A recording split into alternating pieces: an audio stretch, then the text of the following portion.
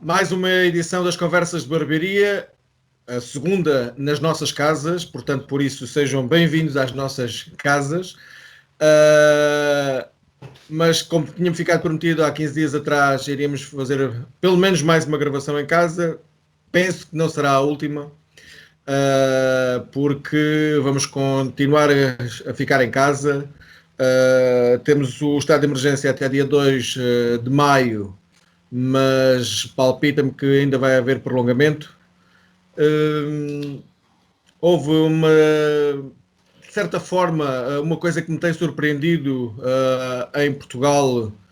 São alguns dados que, da minha maneira, são maus dados, que é o facto das pessoas não estarem a cumprir, não na totalidade, porque seria impossível, e nós sabemos perfeitamente que há sempre quem fure o confinamento, mas que durante a Páscoa houve dados um bocado, da minha maneira de ver as coisas, um bocado alarmantes em relação à quantidade de pessoas que deixaram de estar em casa para passear. Uma coisa podem ter essas pessoas a certeza, é que todos nós temos vontade de fazer isso, passear, sair, de andar, respirar ar puro, etc. Outros. Exatamente, estarmos todos uns com os outros, conviver, é extremamente importante, mas não podemos. Não podemos, e se não podemos, a única solução é ficar em casa, até que isto não esteja melhor. Ou seja, temos estado a ouvir falar o governo do Planalto, mas o Planalto desce. E se não desce, evidentemente temos que continuar a cumprir aquilo que nos têm pedido. E só nos têm a pedir uma coisa: ficar em casa. E isso foi um dado para mim que me chocou bastante durante a Páscoa, e que a tendência, à medida que o tempo vai melhorando e que vai ficando mais calor, é efetivamente vermos o número a percentagem de pessoas a ficar em casa cada vez menor. E isso é que me assusta. Mais uma vez, obrigado aos meus 3 companheiros. Os 4 mosqueteiros das Conversas de Barbearia estão mais uma vez juntos. Fiz esta introdução. Nuno, o que é que achas que, na tua opinião, qual é que é a abordagem que os portugueses estão a ter nesta fase do confinamento? Eu prefiro sempre ver as coisas pelo lado mais positivo. Antes de mais, boa tarde, rapazes. Já tínhamos falado um bocadinho, mas aqui em direto e ao vivo, como estão? Eu costumo sempre ver as coisas um bocadinho mais positivas do que isso. E é verdade que há sempre exceções e há pessoas cujos comportamentos não são aqueles que deveriam ser. No entanto, eu acho que a grande maioria dos portugueses está de parabéns pela forma cívica com que tem encarado esta situação.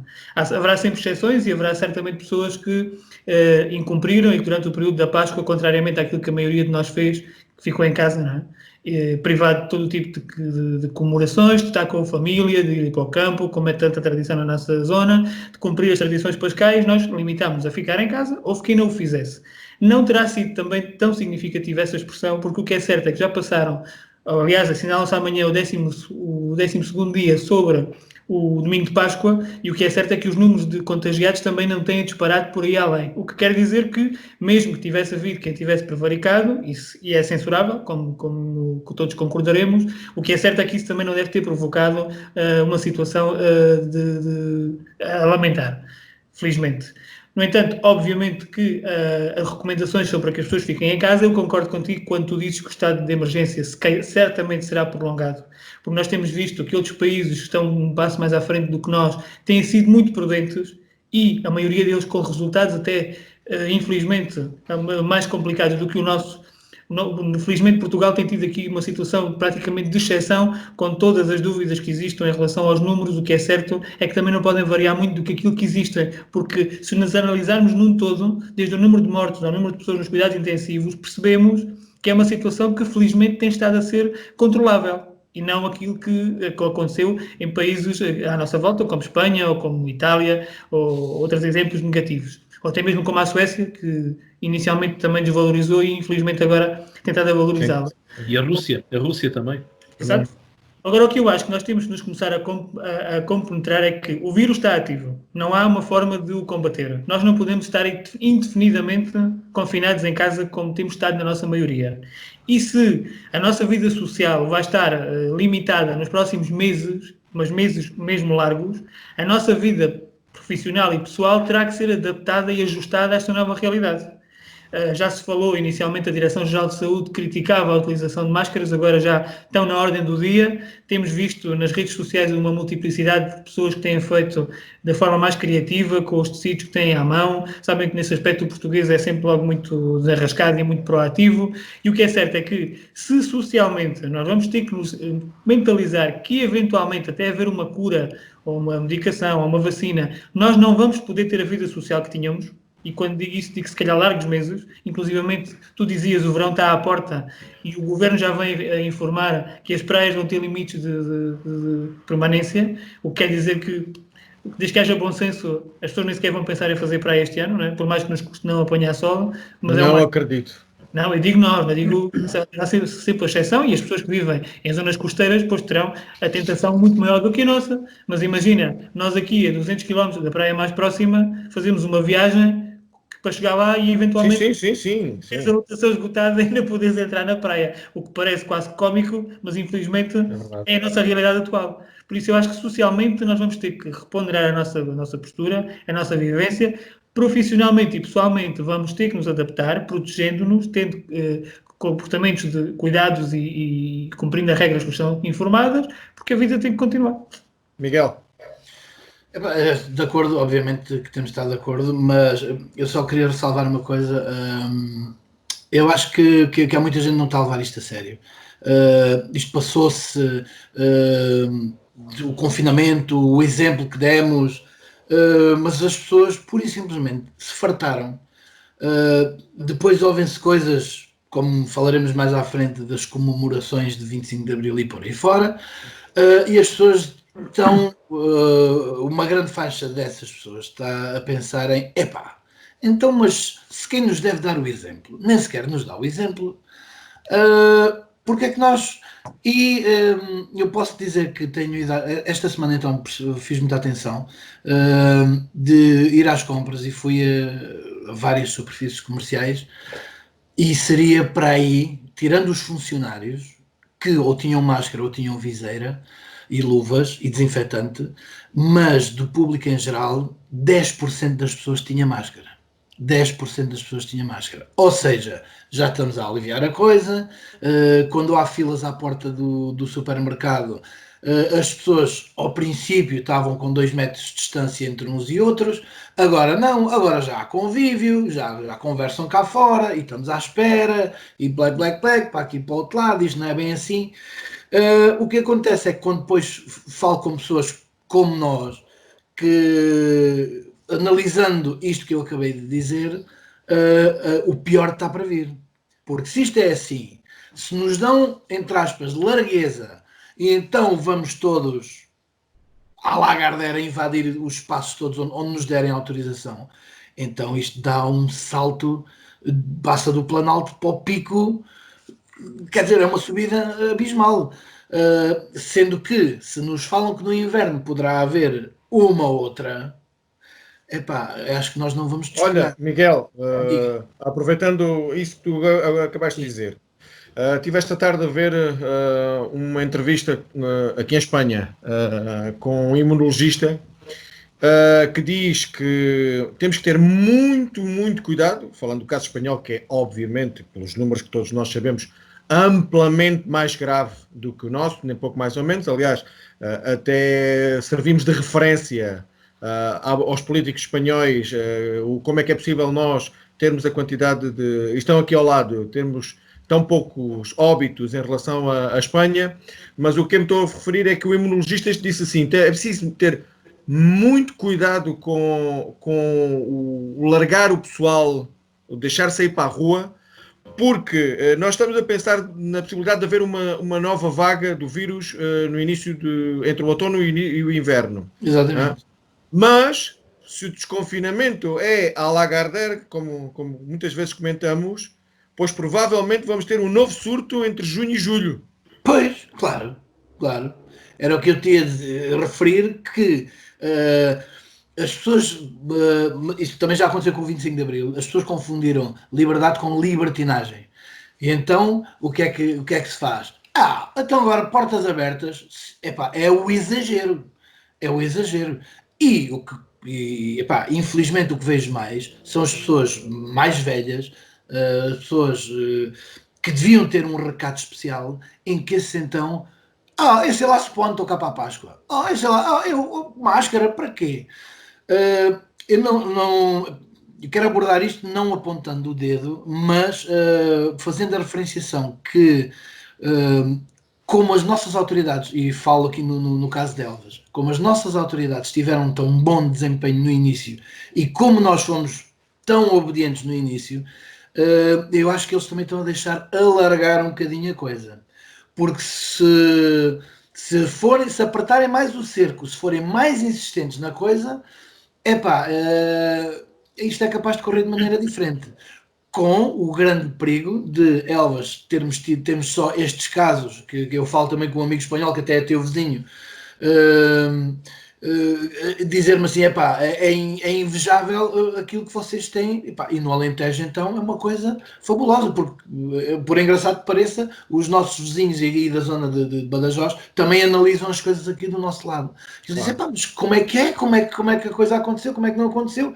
E agora podemos, no fim de contas, desculpem uma expressão, borrar a escrita. Depois deste sacrifício todo, corremos o risco de acontecer uma coisa muito grave.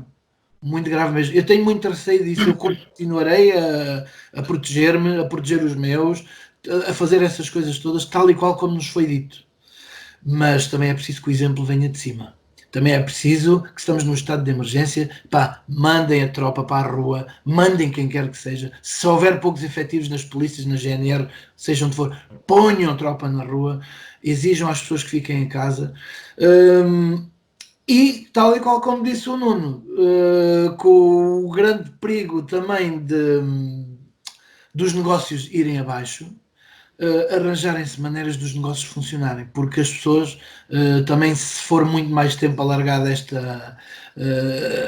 esta situação, as pessoas vão deixar de ter dinheiro para comer. E depois aí não é só a crise económica, é a crise social, é a crise...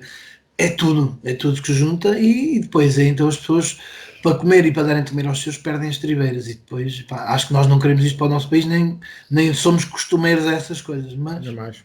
João. Ora bem, eu de hoje, no dia em que estamos a gravar, quinta-feira, 23 de abril, tenho uma afirmação da chanceler alemã Angela Merkel, que disse que estamos a caminhar numa camada de gelo fino, porque efetivamente países como a própria Alemanha e outros países do norte da Europa, que não direi que desvalorizaram, mas que menorizaram de certa forma o impacto do novo coronavírus, do Covid-19, caíram na realidade que, afinal, era difundido nisso. Portanto, é neste pressuposto, nesta camada de gelo fino em que estamos, que é preciso muito cuidado para não partir o gelo, literalmente, e cairmos numa situação complicada. Para dizer que, efetivamente, o facto de Portugal estar a ser como que uma espécie de aldeia gaulesa, de Asterix, a resistir à invasão do domínio estrangeiro, neste caso do vírus, tem os seus aspectos naturalmente amplamente positivos, que são, mas o facto de, e como vocês têm estado a dizer, passar um dia, uma semana, um mês, e em que efetivamente há este planalto, não há um crescimento exponencial de casos, é positivo, pela leitura simples dos números, claro que sim, em termos de saúde pública é positivíssimo, ainda à data de hoje o Serviço Nacional de Saúde está muito longe de estar sobrecarregado, inclusive tem vindo a descer nos últimos dias, felizmente. Os pacientes infectados em unidades de cuidados intensivos e também em hospitalização.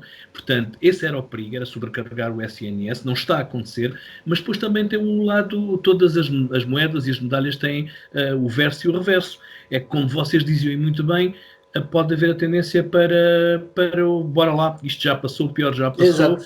Quanto menos estiver perto de nós, ainda bem que não está perto de nós, mas quanto menos o sentirmos a pressionar, mais aligeramos o cinto. E como dizia, pegando já nas palavras do Miguel, e muito bem, o exemplo, o sinal tem que vir de cima. Exatamente. E se esse sinal positivo não vier de cima, as pessoas dizem assim, Se há coisa, o que é que o 25 de Abril nos trouxe há 46 anos? A liberdade de expressão, a liberdade de opinar, a liberdade de sermos mais nós próprios. E é com essa liberdade que todos nós temos as nossas opiniões. Uns serão a favor, outros serão contra. Eu situo-me neste grupo para dizer o quê? Não tem que ver sequer com... Eu não vou para o caso da saúde pública, que também poderia ser. Mas já eles próprios compreenderam, já começou a sessão solene do próximo sábado, já começou por ter 130 pessoas. Entretanto, os partidos já abdicaram, o Presidente da República vai sozinho, não leva comitiva e acho que faz muito bem. E agora parece que já não chega a 100, porque sentiram os próprios responsáveis por esta ideia de manter a sessão solene, que afinal era como diziam do Frei Brás, diz aquilo que ele diz, não faças aquilo que ele faz. E é um péssimo sinal. Independentemente do perigo, não está aqui em causa, poderá não estar em causa o perigo, eles vão saber respeitar e as medidas de distanciamento social serão mantidas. É verdade que a Assembleia da República tem funcionado em plenário pontualmente e também ainda ontem aconteceu no debate quinzenal com o número mínimo de parlamentares, portanto é só, diremos, mais um dia. Mas é o exemplo, porque depois, uma semana depois, ou menos de uma semana depois, chega o Dia do Trabalhador e as concessões político-partidárias levaram a que fosse definido vamos ter comemoração do 25 de Abril na Assembleia da República, então faça-se o 1º de Maio. E aí sim chega o perigo exponencial, porque já se está a falar em manifestações da rua.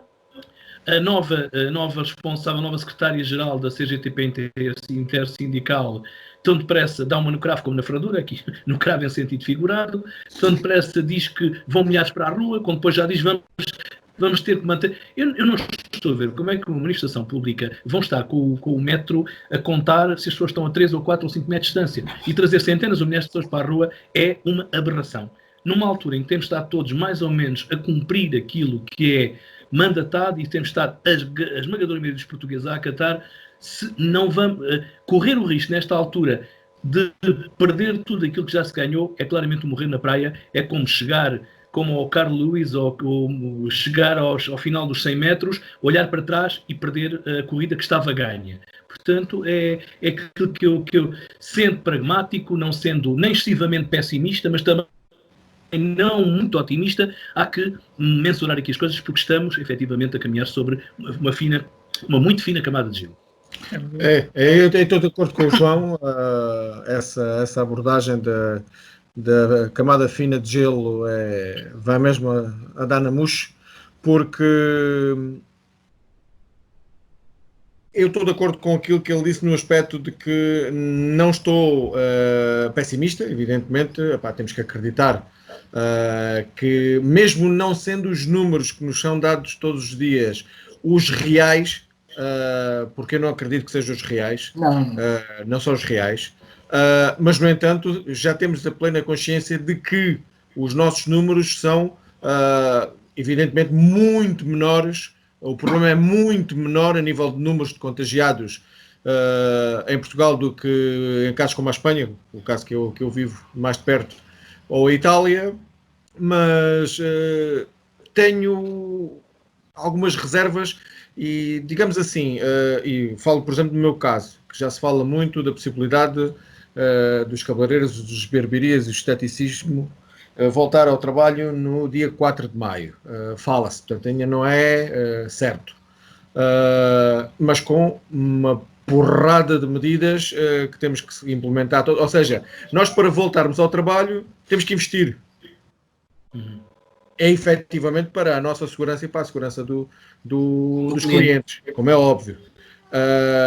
Mas eu tenho a certeza absoluta que me vão aparecer a mim clientes e a qualquer outro barbeiro ou cabeleireiro que está-se, como disse o Miguel, a borrifar para essas precauções, porque têm que ir com máscara, têm que ir com luvas e não vão, estão-se a borrifar. Isto já está, isto já passou.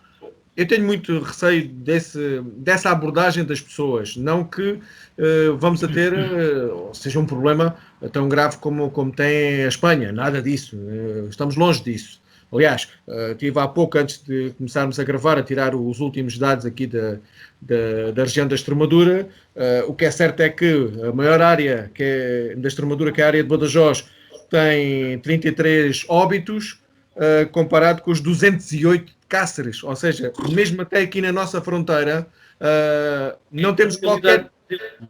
A realidade badajosa é mais parecida com a nossa do que com a Espanha, digamos assim. É um aspecto curioso que tem sido muito, muito falado nestes últimos dias, sobretudo desde que nós gravámos a primeira conversa de barbearia online, que é a questão da estratificação da distribuição geográfica. Porque é que o norte do país, isso até deu polémica, porque a TVI foi infeliz num oráculo, num rodapé, apareceu imediatamente os responsáveis do norte do país, nomeadamente o presidente da Câmara do Porto, e outros dirigentes e dignitários e políticos, etc, etc. A eterna questão da guerra norte-sul.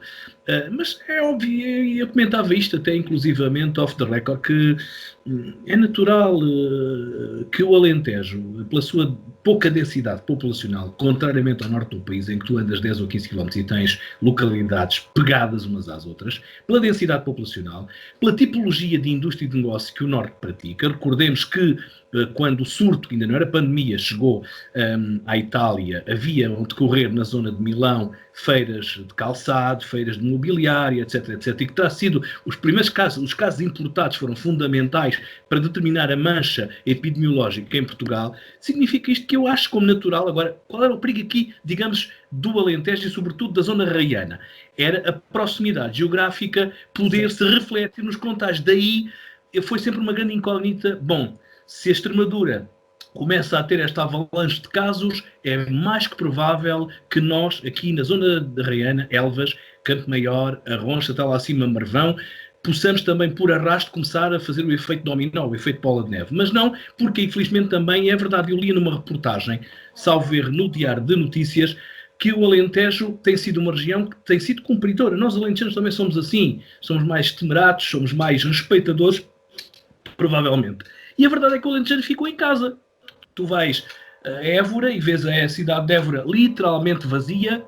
Beja, penso que tem um cenário muito similar. A nossa Elvas é aquilo que sabemos. Já de si, normalmente, infelizmente, o centro histórico tem vindo a cair de movimento, mas há dias em que não se vê viva alma. Isto também contribui, portanto, tudo isto significa, como estavas a dizer, Pedro, e bem, há aqui fatores demográficos que são curiosos de analisar. E a Extremadura também provavelmente foi isso. Houve aquele surto inicial daquela excursão de idosos, aquela viagem de idosos da Arroio de la Luz, que foi em viagem, penso que é Madrid, talvez um espetáculo de Madrid. Na altura em que Madrid já estava a começar a disparar. Portanto, há estes fatores, estes fenómenos geográficos que têm esta explicação. E quanto a mim, o Alentejo, para o bem e para o mal, neste caso aqui, felizmente tem conseguido conter. Nós temos à data de hoje, penso que 170 ou 180 casos confirmados. Poderão ser mais, obviamente que sim, mas nunca uma diferença tão abismal. Não. E depois há outra situação também que, e eu já entrando aqui depois noutra parte, tem a ver também aqui com um bocado com alguma confusão que anda à volta dos testes, dos casos registrados no Distrito de Porto Alegre até à data que foram, não sei se 18, 17, 6 pelo menos deram positivo na primeira teste e passado pouco tempo deram negativo. Portanto, há aqui uma desconfiança que isso é que também é perigoso. Isso também é perigoso. É por isso que tem que haver uma certa coordenação quando se transmitem dados, não é? Porque Exatamente. Na sexta-feira passada, localmente foram confirmados positivos 8 testes feitos em Elvas, sendo que 4 nem sequer eram de pessoas moradoras ou residentes no concelho, vieram depois a perceber-se que eram residentes em Campo Maior, e essa informação foi logo veiculada. E depois às vezes as pessoas perguntam assim, mas porquê é que Elvas ou outros, e nós falamos de Elvas porque é a realidade que conhecemos mais de perto. No site da DGS ainda tem informação ainda carregada, não sei o quê. Porque isto tem todo um protocolo por trás de confirmação de elementos que, quando são revelados, têm que ser mesmo confirmados, não é? O que é certo é que, como o João disse bem, os casos, por exemplo, os de Campo Maior, no segundo teste que foi feito, que tem que ser feito uma contra-análise para comprovar realmente que é positivo, deram negativo. O que quer dizer que a primeira informação que foi veiculada tem que ser mais prudente. Nós percebemos que as pessoas querem rapidamente divulgar e dar a conhecer, mas tem que haver um bocadinho de contenção, não é? Porque estamos aqui a gerar uma certa confusão. Daí, Nuno, e meus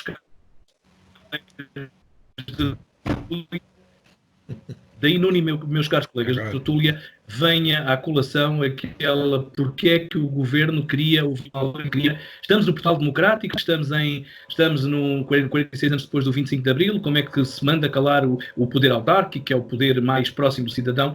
Se calhar por isso é que o governo, e aqui vou puxar um bocado a brasa à sardinha, vou defender aqui um bocado o poder central, pretendia, ou pretende, continua a pretender, que os presidentes de Câmara não sejam porta-voz imediatos dos resultados dos seus conselhos e que tenham tal margem de segurança para que os dados sejam coligidos e quando chegam cá fora à opinião pública sejam mais fidedignos, não direi 100% fidedignos, mas sejam... Portanto, aqui tivemos... Obviamente, eu estou de acordo que o autarca queira estar perto da população, queira informar, não age com má fé, longe disso, não é isso que está em causa. Só que, como dizia o Nuno bem, depois acontece esta decalagem, que num dia, numa sexta-feira, informa-se que há 8 casos positivos e na segunda-feira seguinte, afinal dos 8, já só restam 2 ou 3, porque deram partida, há que fazer um terceiro teste. Portanto, não adianta também nem ser, voltamos atrás, nem ser excessivamente otimistas, nem alarmistas, nem pessimistas, mas realistas e tentar concentrar o mais possível a informação junto de quem, neste caso que é a DGS, que eu penso que está a liderar e relativamente bem este processo.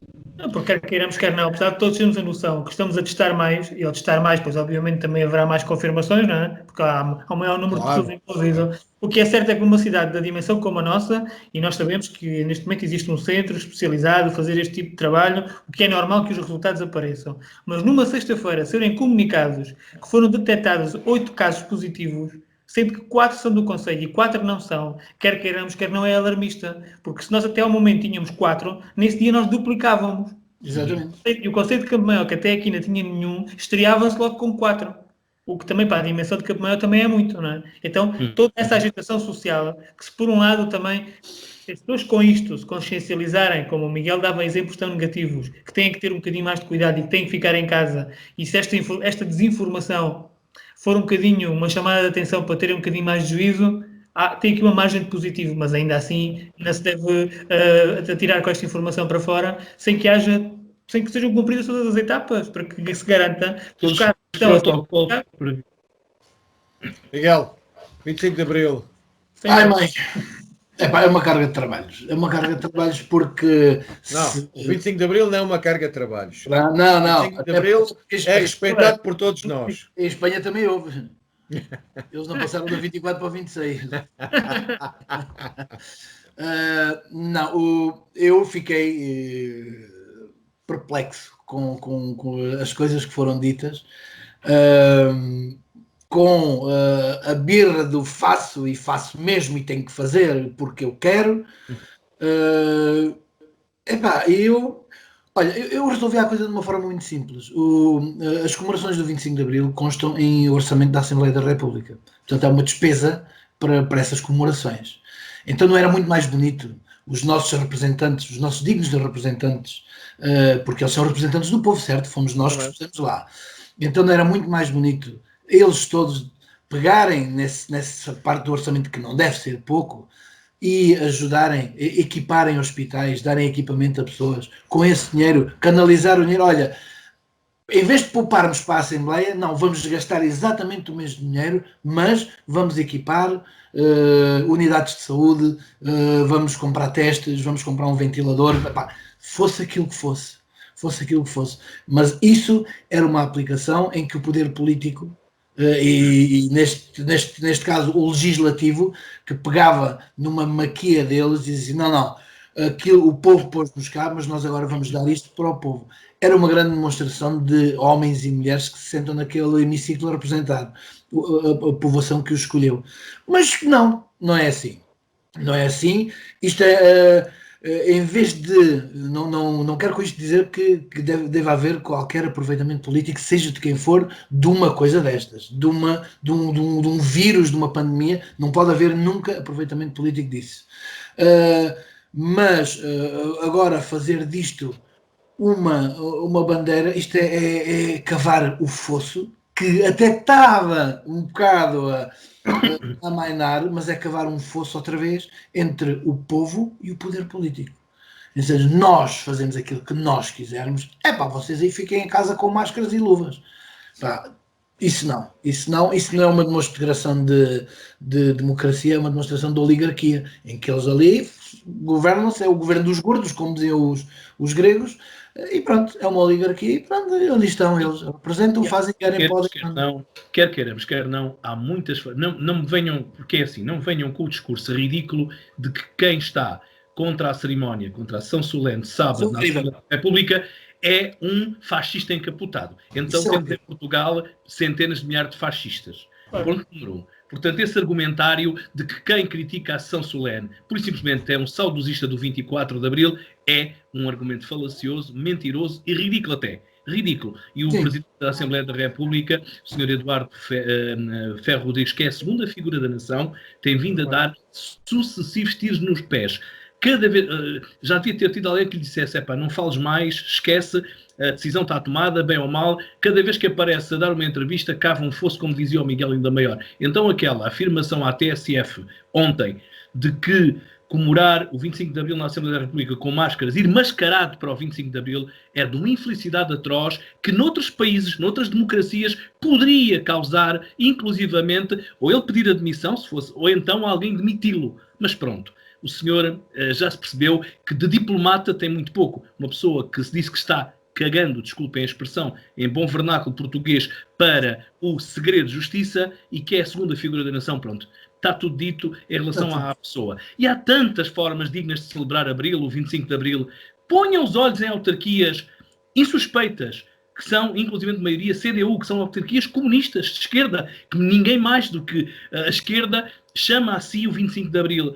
Em Évora, a Câmara decidiu gastar algum dinheiro dos fundos municipais, que não são muitos, para comemorar Abril em 2 rádios locais, matando 2 coelhos de uma cajadada, entre aspas, celebrando Abril, com programas, com músicas alusivas e dando ainda dinheiro à imprensa local, que também está a passar, e eu também queria depois dizer outra coisa, mas pronto. O próprio município, penso que de Portel, do Seixal, também está aí na mesma linha. Uma comemoração digital, por que não? Podia até estar o Sr. Ferro Rodrigues, o Sr. Presidente, no púlpito na Assembleia da República, numa transmissão por Zoom, por Skype, ou como nós estamos aqui a fazer. O Sr. Presidente da República estava no Palácio onde quisesse. E havia mensagens alusivas. Agora, esta teimosia de juntar 80, 90, 100 pessoas no mesmo sítio, porque um argumento de que, mas se eles juntam lá nos outros dias, pois nos outros dias estão a legislar. E estão a festejar. A passar. Uma pergunta. Eu não tenho assistido àquilo que se tem passado na Assembleia da República. Pronto, obviamente, estando onde estou, acompanho mais a televisão espanhola. A pergunta é, há muitos deputados na Assembleia da República, por exemplo, agora quando foi a reunião quinzenal. Eu penso que são mais ou menos os mesmos que vão estar, grosso modo, falava-se inclusive agora, ontem, na possibilidade de estarem no hemiciclo no sábado na sessão solene, 75 deputados, que serão agora neste momento 66. No plenário normal, acho que os 230 em plenário, acho que têm estado à volta de uma centena, talvez para baixo. Pronto, mas aí estão a legislar e é exagero, João, desculpa. Desculpa, Miguel, eu como acompanho aqui também em Espanha, aquilo também é dúzia de gatos pingados espalhados pelo hemiciclo. Eu acho que cada partido tem que estar proporcionalmente representado no hemiciclo com o número de parlamentares. O acordo deles tinha sido 1/5, não é? 1/5. Pronto, o André Ventura não se vai cortar, o Iniciativa Liberal não se vai cortar. Claro, assim não se vai cortar ao meio. A Joacine, pronto, são... Mas... Bem, há certos casos que... Eu acho que é um exagero. Não é preciso tanta gente. Acho que isto, como o João dizia bem, foi mesmo uma teimosia e uma arrogância do poder político. Não faz absolutamente nenhum. Porque, para já, nós ainda recentemente passámos a Páscoa e o senhor certamente terá família, nós também temos, e vimos-nos privados de conviver durante esse período, não é? Porque o bom senso nos ditou que não devíamos fazer, porque temos pessoas já idosas nas famílias, que são grupos de risco, e que nós, que até temos que sair para trabalhar, podíamos eventualmente constituir aqui um foco de disseminação do vírus. Ou seja, o bom senso tem que prevalecer acima de tudo. Mas se nós ficarmos privados de uma comemoração familiar, porque é que agora o país eventualmente deixa de ser mais livre ou deixa de respeitar o 25 de Abril de 74 porque não o comemora na Assembleia da República? Posso dizer uma mais grave?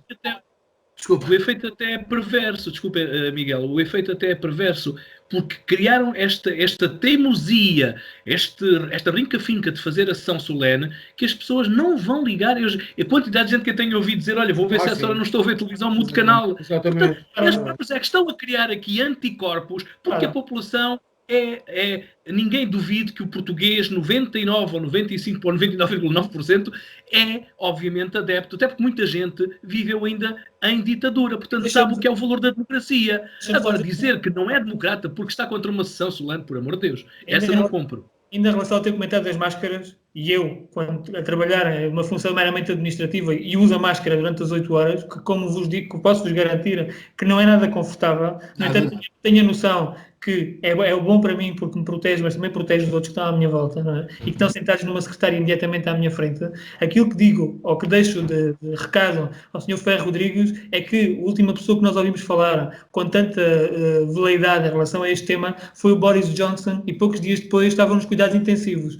Oxalá, Deus queira que não lhe aconteça nada de mal ao Sr. Ferro Rodrigues, que ele não tenha ainda que recorrer à máscara e lembrar-se daquilo que disse.